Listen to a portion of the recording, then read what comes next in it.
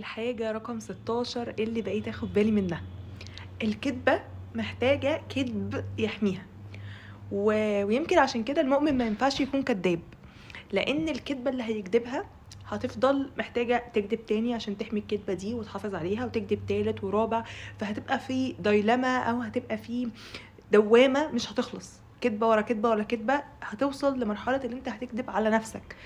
عشان يعني لو لسه في صوت كده ضمير جوه عمال يقولك مثلا يعني كفاية، انت عمال تدمر في اللي حواليك وتدمر في نفسك وتدمر في حياتك وتنغص عليك عيشتك بسبب الكذب ده، فانت هتكدب على نفسك اللي انت صح واللي انت عادي، واعمل ايه، ما هم اللي اضطروني لكده علشان ما تحسش بالذنب ده.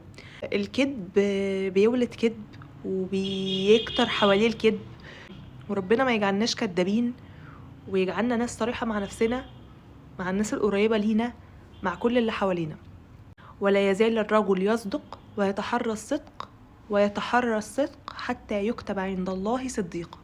لو عايزين تعرفوا الحاجة رقم 17 اللي بقيت اخد بالي منها، استنوا الحلقة الجاية.